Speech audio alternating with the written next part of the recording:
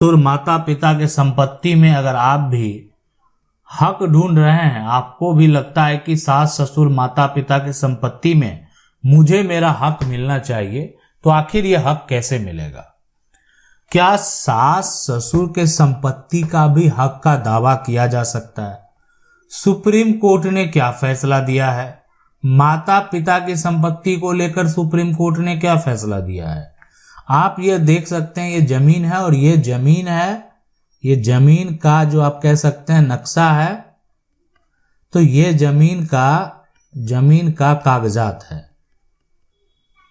ठीक है, जमीन का ये नक्शा हो गया और ये जमीन का कागजात हो गया। अब यहां पर ये जो हैं, ये दोनों के ससुर हैं और ससुर की संपत्ति को जो है दामाद यहां पर अगर बेचना चाहे तो क्या ये संभव है? ये हो सकता है? ये जमीन अगर मान लेते हैं कि ससुर का है, ये जमीन का कागजात है जिसमें इनके ससुर का नाम दर्ज है, ससुर के नाम से जो है, नाम से आप कह सकते हैं जमीन है। अब इसको ससुर के नाम के जमीन को दामाद बेचना चाहता है, दामाद क्या करना, बेचना चाहता है, तो क्या ये कानूनी तौर पर संभव है? क्या दामाद के द्वारा ये जमीन को बेचा जा सकता है? मैं आपको बता दूं, तो अब इस केस में होगा क्या, देखें मैं बता दूं कि ससुर के नाम अगर जमीन है ना, तो इनके ससुर का ये दामाद जो है ये उत्तराधिकारी नहीं है और ना इनका जो है कानूनी तौर पर यहाँ पर हक भी नहीं है। हक किनका है? हक है उनके बेटी का। तो उनकी बेटी अगर चाहेगी तो वो संपत्ति को बेच सकती है, पिता का संपत्ति है, बेच सकती है, लेकिन दामाद नहीं बेच सकता और ना दामाद हक का दावा कर सकता है। अब यहां पर रही बात, ना बेटी को, अगर उनकी बेटी बेच रही है तो उनको बेचने से, है ना, इनके पति रोक भी नहीं सकते। और अब ये दामाद जो है, तो दामाद अगर चाहे इसको बेचना तो यहां पर पहले इनको अपने नाम पर संपत्ति करानी होगी। जैसे इनके बेटी के नाम जो संपत्ति अगर है, या बेटी के द्वारा जो है, मान लेते हैं इनको अपने नाम पर प्रॉपर्टी लेनी पड़ी, तभी संभव है। ऐसे कभी कुछ भी हो जाए संभव नहीं है। अब आपके भी बहुत सारे सवाल हैं जो आपके द्वारा पूछे गए हैं, उसमें क्या होगा, क्या करना चाहिए आपको, आखिर आपके लिए कौन सा रास्ता सही है, वो भी हम आपको जरूर बताएंगे। पहला सवाल है, जैसे कि मेरे ससुर जी के नाम से प्रॉपर्टी है, तो मेरी वाइफ कैसे बेच सकती है? उसे हम लोग बेचना चाहते हैं, तो देखें ससुर के नाम अगर संपत्ति है, ससुर के नाम अगर आपकी संपत्ति है, और मान लेते हैं कि आपके वाइफ के भाई भी हैं, उनको इस बात से आपत्ति है, तो पहले उन्हें पार्टीशन कर लेना चाहिए। पार्टीशन सूट जो है करके आपको संपत्ति में जितना भी आपका हक बनता है, जितना भी आपका हिस्सा बनता है, वो आपको प्राप्त यहाँ पर जो है कर लेना चाहिए। प्राप्त हक हिस्सा जो भी है वो प्राप्त कर लेना चाहिए। उसके बाद अगर आप उसको बेचना चाहते हैं, बेच सकते हैं, कोई आपत्ति नहीं है। इसलिए कि आपके वाइफ जो है उस परिवार के उत्तराधिकारी हैं, तो आपके वाइफ का तो बनता ही है, वो अगर बेचना चाहे बेच सकती है। अब कोई भी अगर उत्तराधिकारी मान लेते हैं आपके वाइफ को छोड़कर नहीं है, तो कानूनी तौर पर उस संपत्ति के हकदार सिर्फ आपकी वाइफ होगी। तो इसलिए ससुर के नाम संपत्ति है तो आपकी वाइफ उसको बेच सकती है। मेरे भाई के साथ ज्वाइंट में घर बना है और मेरा भाई अभी उस घर में जो है ज्यादा पैसा लगाया है और बोल के अकेले लेने को खोज रहा है, ये संभव है? कृपया बताएं। देखें ज्वाइंट में जो है ना घर अगर बना, मतलब ज्वाइंट में घर बनने का मतलब है दोनों का नाम है, दोनों का जो है, दोनों का नाम है। जमीन का जो कागज है, जमीन का जो कागज है उस पर जो अगर दोनों का कानूनी अधिकार है, तो आपने कितना क्या पैसा लगाया उससे मतलब नहीं है। आप दूसरे के जमीन पर अपना पैसा लगा रहे हैं तो वो आपका थोड़ी हो सकता है। अगर मान लेते हैं ये जमीन है आपका इतना, आप इधर अपना जो शेयर है, अपना जो हक है, उस पर जितना पैसा लगाना लगा सकता है, लेकिन आपने इधर भी लगाया ज्वाइंट में घर था, परिवार का सदस्य है, आपने लगाया, भाई ने लगाया। तो अगर आपने इस पर लगा भी दिया ना, उस पर आपको कानूनी हक नहीं प्राप्त होने वाला।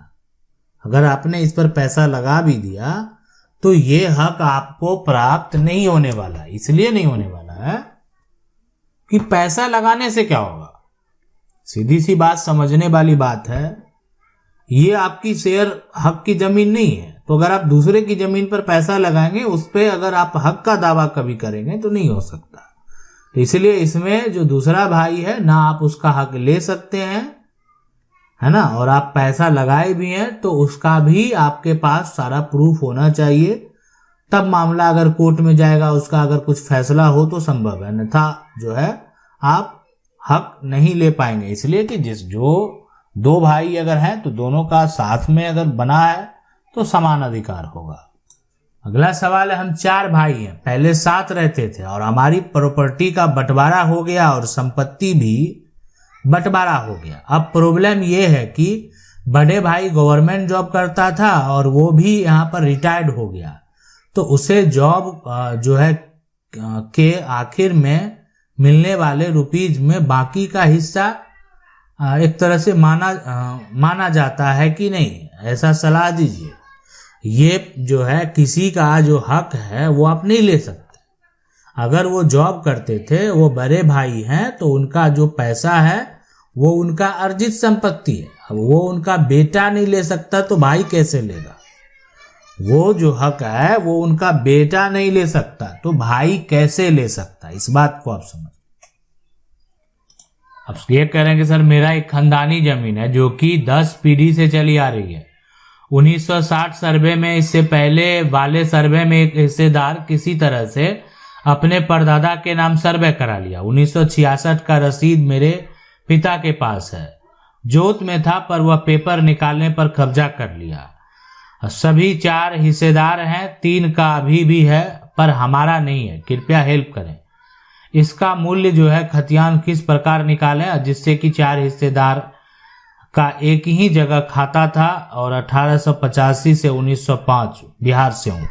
देखिए मैं आपको बता दूं कि अगर 10 पीढ़ी से चली आ रही है, अब अगर मान लेते हैं कि सबसे पहले बड़ा बात है कि ये पुराना संपत्ति है। वो क्या होता है कि इसमें एक हिस्सेदार जो है, एक हिस्सेदार की बात है, उसके मान लेते हैं कि दादा जो पूर्वज हैं, दादा परदादा जो पूर्वज हैं, वो बड़े थे या जो भी होंगे, मझले थे, छोटे थे, उनके नाम वो जमीन का अगर सर्वे हो गया तो सबसे पहले तो कोर्ट में आप इसको जो है सिविल कोर्ट में केस फाइल करके इस सर्वे को पर अपना टाइटल का दावा कर सकते हैं उत्तराधिकारी होने के नाते।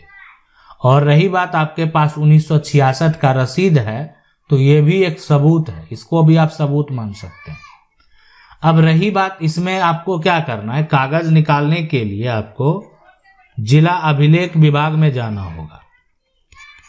जिला अभिलेख में जाने के बाद जो है, जिला अभिलेख कार्यालय में जाने के बाद आपको जमीन का जो कागजात है वो मिलेगा। उस कागजात को आप प्राप्त कर सकते हैं, यानी आप उसमें पुराना खतियान जो है निकालने का प्रयास करेंगे कि वो किनके नाम है। वंशावली के साथ आप जो है टाइटल का दावा करेंगे और इस तरह से जो फर्जीवाड़ा किया गया है, गलत तरीके से अपने नाम कराकर जमीन को कब्जा किया गया है, इस पर आप आपत्ति दर्ज करेंगे, संपत्ति आपको वापस जरूर प्राप्त होगी। अगला सवाल है, सर हमारा बंटवारा दाखिल खारिज मोटेशन रिजेक्ट कर दिया जा रहा है, कहां से होगा, मुझे आइडिया बताइए। देखें, बार बार दाखिल खारिज रिजेक्ट होने का मतलब है कि उसमें क्या समस्या है, क्या एक तरह से बताया जा रहा, उस बात को स्पष्ट तरीके से समझने का प्रयास करें।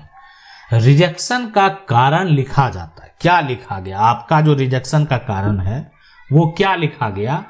दाखिल खारिज रिजेक्ट होने के बाद का जो प्रक्रिया है कि आप अनुमंडल में जो रेवेन्यू ऑफिसर हैं, है ना, वहां पर भी अपील कर सकते हैं।